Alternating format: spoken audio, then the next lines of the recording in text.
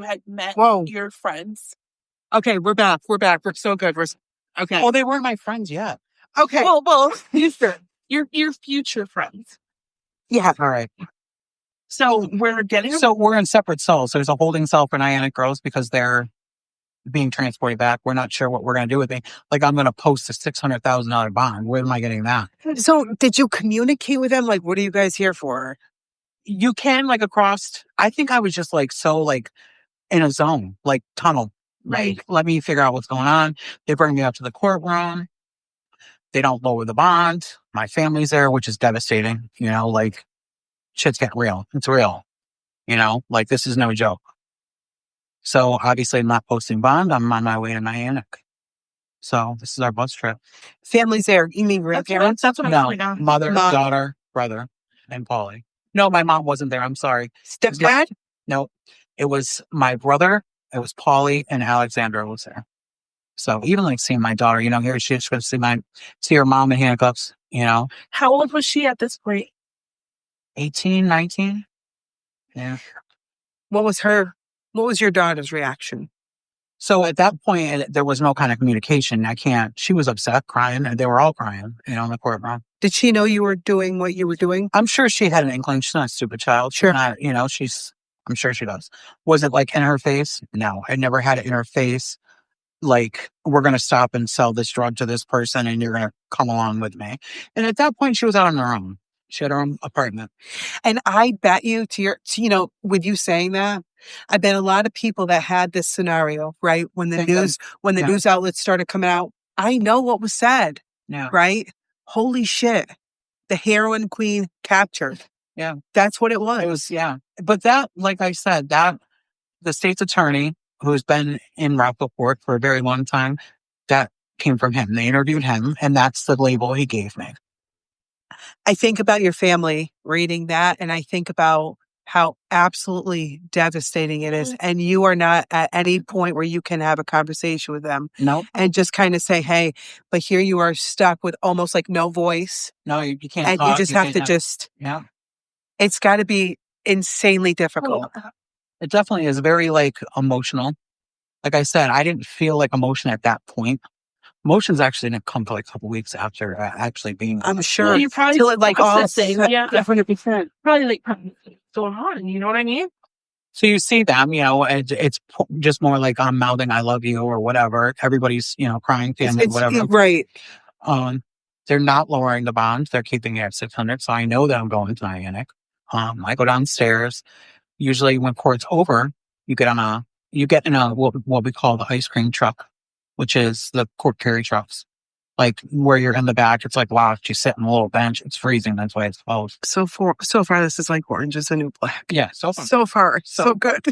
Ice cream truck, and that's where I met the first person I met. I can't remember who the other girl was, but the reason why this girl stood out to me is because she was a very vocal, loud, bubbly Spanish girl.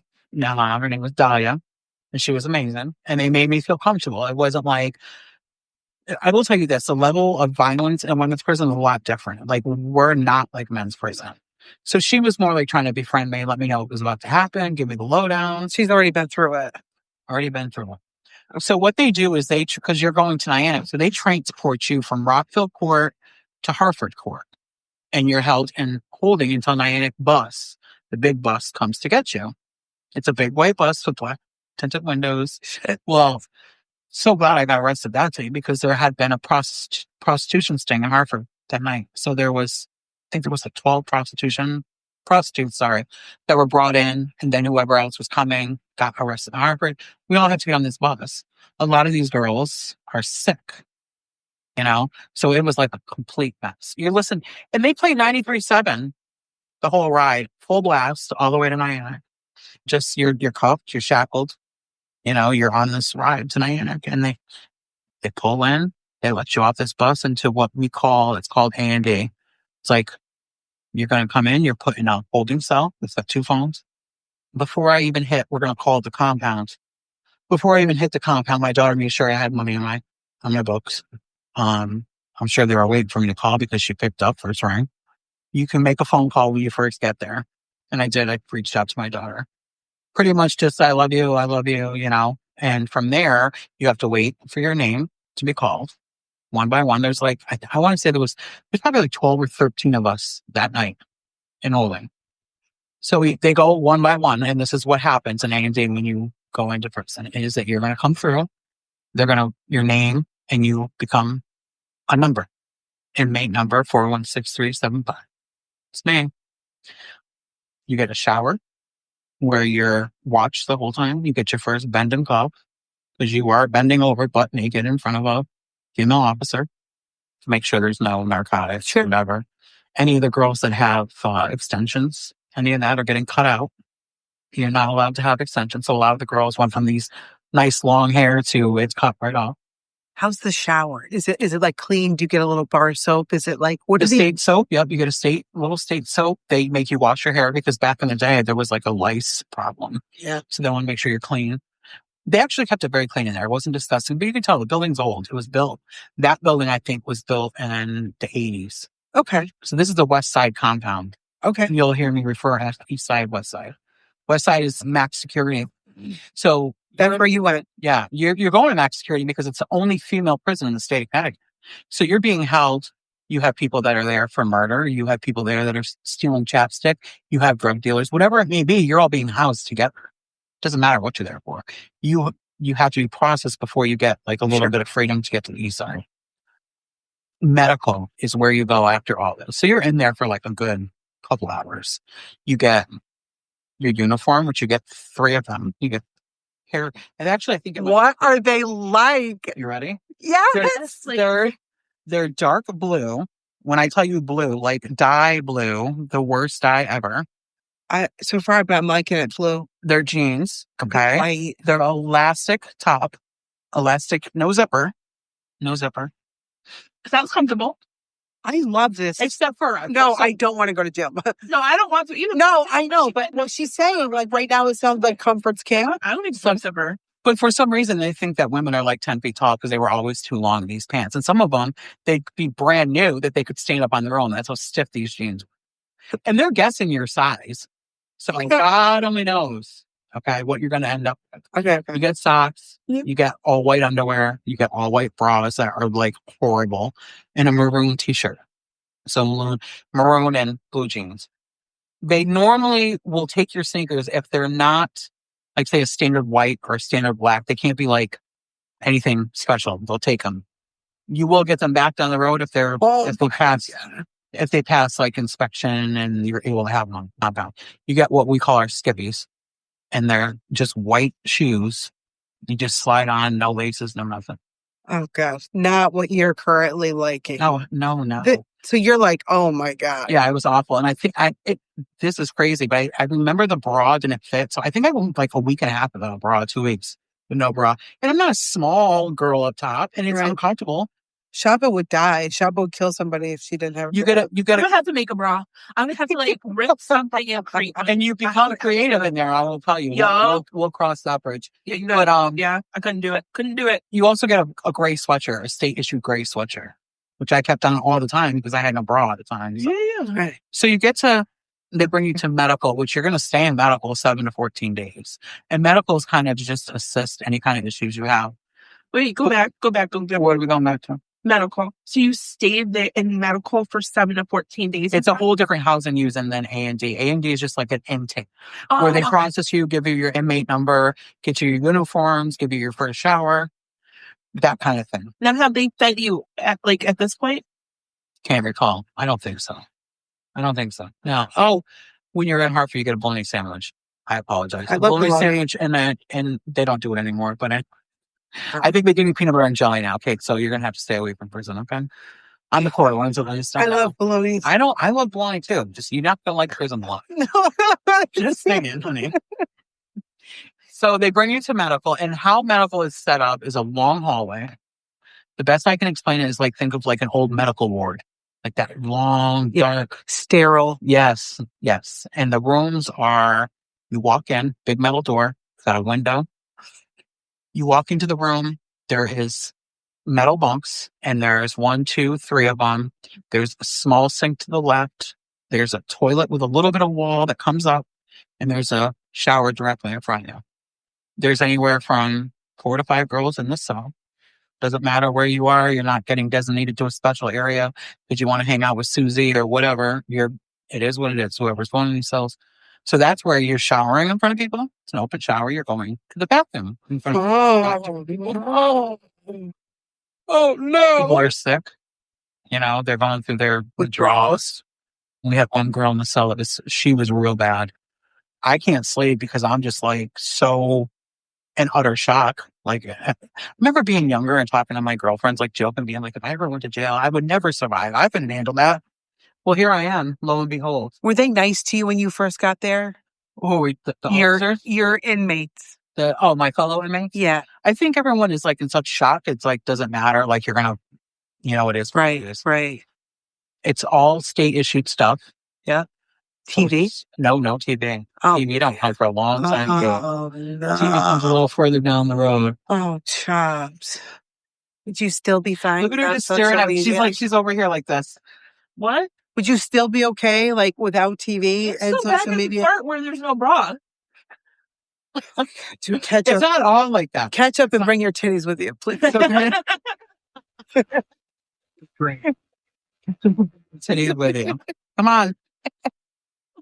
So we're in medical and you say, like I said, they want to check you, want to see any kind of medical background, whatever. Yeah. So then, and there's officers that do tours. In medical, they do them every 15 minutes because people want to kill themselves. People are in the mental health. Like, they have to keep an eye on all that. Are you there? Like, as far as, are you that mentally, I'm feeling? not there. I'm not so You're okay. You're like, I need to figure out what is going on. They let you out of your cell for a very short period of time, and you have to rush to get the phone because there's so many people out at the same time. So it was literally who's to say that Allie's going to be sitting next to the phone at this certain time when I call? You get a couple calls in. Like I said, it's usually 7 to 14 days, depending on your medical stuff. Then you get your housing unit. So this will be it. This is the worst part. It'll be like, okay, it's time to pack out. So at this point, I think I did maybe 8 days in there. 8 days in medical. On the compound, it goes the medical. On the other side of medical is mental health. Same building. Okay. I'm trying to explain this to you guys so you can kind of see it out. So Yeah. Medical building. It's an open compound. So you have all open walkway. On one side of the walkway is auditorium. They're like industrial buildings, kind of like. Yeah. The church is in there. And we do all the food and all that for the mental. All that's there. What? You have chow hall. On the right hand, right across from that, the building is going to be wait a minute. At the very end of it, it's going to be the 0 building, the 1 building, the 2 building. All right. And then you got SAG and all that other stuff. You can actually look it up online. They'll show you a whole aerial of the compound. And so because I was high security, I was put in a high security unit. So you walk into your unit. Best way I can explain it. You have 4 tiers. You have a top tier, a bottom tier, top tier, bottom tier. Officers right in the middle where he's got his control. They have their own bathroom. They have their own little mess part where their little kitchen is. There's a utility closet, and that's pretty much it. The building is so you get assigned to a room. I was in 1 South, B tier, room 8 was my first stop. Shit's hit the fan. Is it safe to say that now you're like, okay, shit's settling in. I don't want to be here anymore. Yeah, I just feel like you were still kind of processing. I was still processing. I don't think shit really hit me until quite a time into it, honestly. Really? Yes. Wow. I think, so I get into this room. They called her Yaya. She was Spanish, older woman. She worked in the kitchen. She was hooked to a tape. She had been there for a while. I don't remember what she was there for. I want to say it was something to do with maybe insurance fraud or something, some kind of something. Okay. But she was hooked up. Her family took care of her. So you walk in, she's got the place decked out like it's Christmas time, because you can use yarn, you can do all that stuff. She had all her commissary and all that. So I walk in and she welcomed me she was very nice, very caring, I'm going to feed you. Here's an extra. This is great. The space is beautiful. It felt like it was comforting almost. This is good. I'm a bottom bunk because I'm a big girl. So you're not getting my ass up on the top bunk. She was on the top. Yeah. I'm on a bottom bunk. You walk into the cell. You have a metal bunk. You have a long countertop, sink inside the countertop, metal toilet to the right with a push button I've never seen a toilet flush so well. Big window though, big huge window. If you sit on the counter, the windows are like mirrored outside, like you can't see in, but you can see out. A big window, like you could sit in the window. That's nice. It is nice. And I have to tell you, even like summertime, you could smell the ocean there because you're right across the street from Rocky Neck State Park. That was a nice thing. So I stayed with her for a while. Was life good there? Was roomie life good with her? She was good to me. She was. I think the hardest part was at that time was trying to get out and like connect with my family. That will always be the hardest thing about being in prison was being away from my family. Sure. The hardest. Like, and then, calling home or just, we talked about this briefly before we started about how, they're saying whatever on the internet. They're saying whatever on the news about me. They're tearing me apart from one end to another. And I'm not hearing it. I'm not reading it. My family's reading it. Right. And I think that was the hardest is that my family had to deal with the aftermath of this. It can't be easy. No. And they didn't deserve it. This wasn't their fault. You're right. This wasn't my daughter's fault at 19 years old. This wasn't my mom's fault. You were aware of what you were doing. Absolutely. And at the end of the day, I think this is where I see it as we're all human. We make mistakes. And before we judge anyone, I think that we need to think of the things that are going to come out of our mouth and how hurtful and how nasty. Because I know a lot of things were said, a lot of hurtful, mean things to my family about me, about Paulie, which is fine. I've learned to accept it. I've learned it is what it is. And most people have to live with that, just like I have to live with the mistakes I've made. People need to be more open. We're all human. It could be anybody. Anybody could have done what I did. It could be anybody's kid, anybody's sister, anybody's daughter. 100%. So I think that, people online, it's almost nowadays, it's very easy for you to be a self-proclaimed legal analyst or, if you're not actually a police officer, but you think you are because you're a keyboard police officer or, you know what I mean? Like all of these people come out of the woodwork that don't have any actual knowledge or accreditation from somewhere that says that they can make the statements that they do. And it's like people are too comfortable nowadays and just giving their opinion and feeling like their opinion's needed. Meanwhile, you have a family that's hurting over what's going on and they're processing, they're trying to process. Because they made it, they never say, they never say, hey, remember to be kind to the family. Right. It wasn't out that made mistakes. But what's going to sell papers? What's going to get people to view and trust me, something online? I understand all of it. I absolutely understand it. I understand everyone has an opinion. Everyone's entitled to their opinion and their feelings. Like, I get it. I just wish my family didn't have to go through it. I wish, you know what I'm saying? Right. There was one site that literally, was ripping. It was everybody, not just me, but just the Bizarro page. I'm not going to give them too much credit, but no, you know what I'm saying? So, and I think it's awful. And I think social media has allowed people to just say whatever they want without any kind of consequences. Right. So here you are in there. Mm-hmm. You can't, there's nothing you can do. It's nothing. You're unaware of what's been going on with your family. But your family's really, yeah. And I'm sure it's hard in town. I remember when I'm sure I remember when it happened. So at this point, it's settling in. So kind of like you get, when you first get there, like if there's money on your books, it's commissary. You have to order commissary. So you have to order everything. Like if you want like a real bottle of shampoo, you have to order it. You have to order it. They feed you 3 times a day, which is, I'll tell you right now, there's only 2 good meals in prison. It was a chicken sandwich on a Saturday and a cheeseburger the alternate Saturday. Like the rest of it, it was awful. You mean it's real bad. It's gross. It's gross. And not by anybody's fault, but it's just, they give you portions that are going to fill you. They feed you at 5:30 or no, at 5:30. I remember one year I had Thanksgiving dinner at 10:30 in the morning because that's how the feedings are. And they feed you at 4:30. And then if you don't have commissary, who doesn't want to snack at 6:30 at night, while you're watching whatever. If you don't have commissary, you're not having any of that stuff. And a lot of these girls don't have outside support. So there's a lot of people that go without commissary. And what do they do? Is there any way to? Yeah, that's what I was going to ask. So what's provided for you if you don't have commissary? So you're provided on, I'm not exactly 100% sure. And not anything food, your 3 meals is provided for you. That's it. Right. So then you get an envelope You get a bar of soap and shampoo once a week. That's what's provided for you. But so commissary, my daughter had money on my books right when I got there. So I was able to drop a commissary slip and order the things I need. Shampoo, like soap. It was all like cheap shit. It wasn't like, It was like Prout. yeah, I wish. God, that would have smelled even better. I remember we had Pantene shampoo, so that was a must. But it was like $8 a bottle. Yeah, yeah. You're only allowed to spend a certain amount of money on commissary. And it's all like really shitty food. It's nothing healthy. You're getting, potato chips. One of you guys can look this up, is the shebang chips that was actually made for the prisons. They now sell in stores. So go out there and get them, try on people. That is the whole crazy. Shebang. Yes. So how do you know, like, when somebody puts something on your books if you don't have You can be wrong. What you do, and this will come into play a little bit too, is you write to the counselor, and the counselor will let you know your account balance when she feels like replying to you. The counselor in One South, amazing. She's now retired. The most amazing woman. And again, I don't know.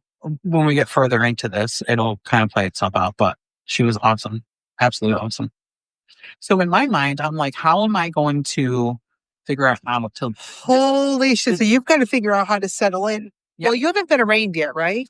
Well, I was arraigned. Arraignment is just like the bond, a separate bond and stuff. Okay. So okay. But I go to court. I ended up going to court for almost a year and a half. Court run is only once every 3 months, once a month, if they can get you in that quick. So I'm still settling in. I was arrested on August 16th, 2016. So I'm there. It's kind of like, I'm just very aware of my surroundings. Like, how am I going to do this? Guard is up. I'm in prison. Like, I can't be no softs. No one's kicking my ass. No one's coming after me. Like, I was unsure of how things were going to be. So I had this demeanor about me, like, but what I had noticed was the best thing I could do was get a job, was work. They pay you 75 cents a week to work. 75 cents a week, which goes on your books.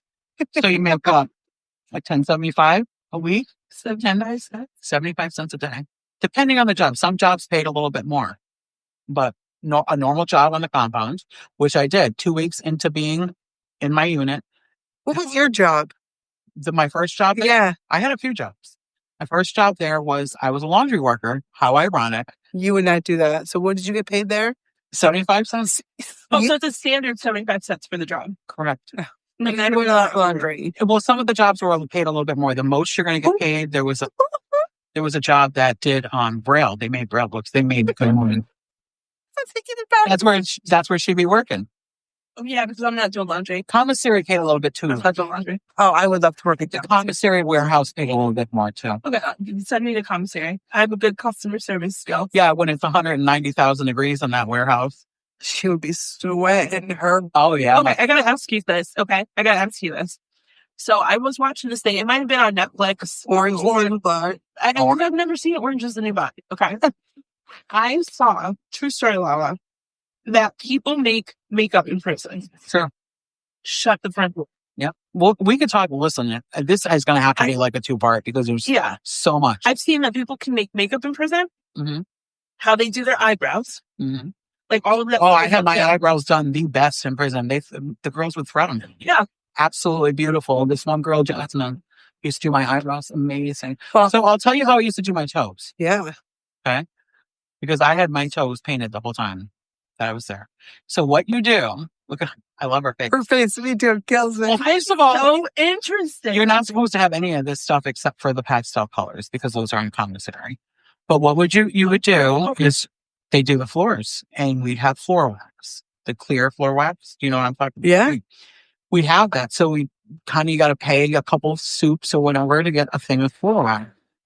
We crush up the pastel, right? You take the floor wax, take a Q-tip, paint your toe, crush up the pastel, add a little floor wax to it, mix it all up, paint your toe, and put the floor wax back over for a third coat. Some of the makeups and stuff are made from like Kool-Aids and things like that. Very inventive.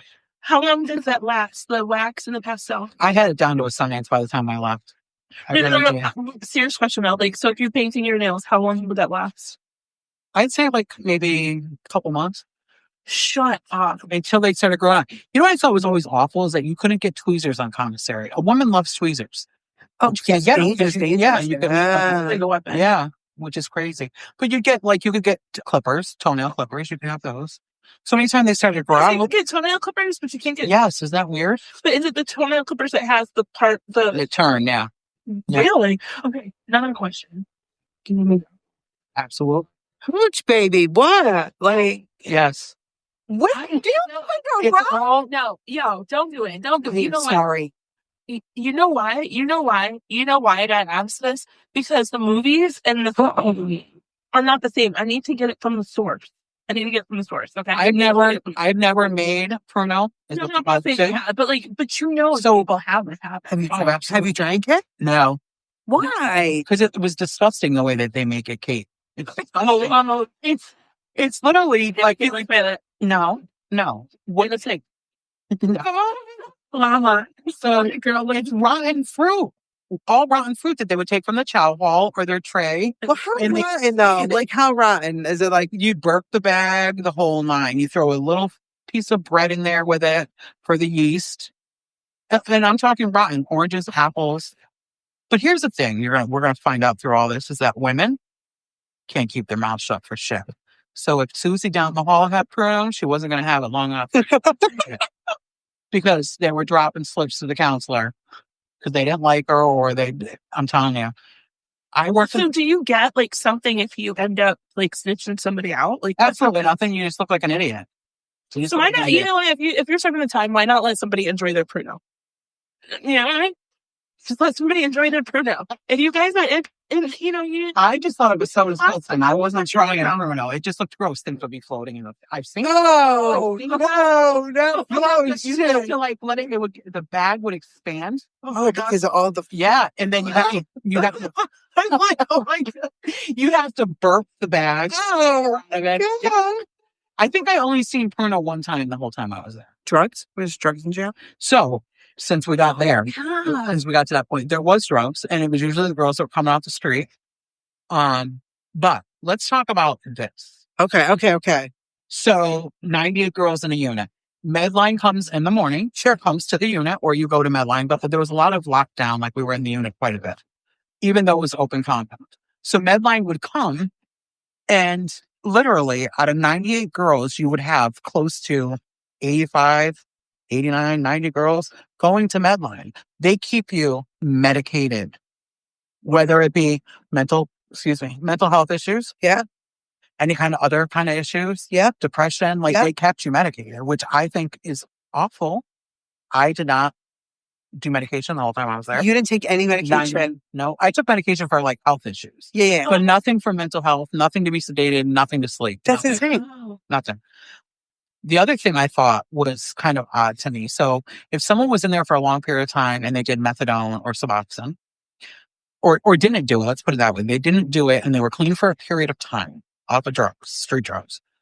Once that came into play when I was there quite a bit was that there was a methadone line and there was Suboxones.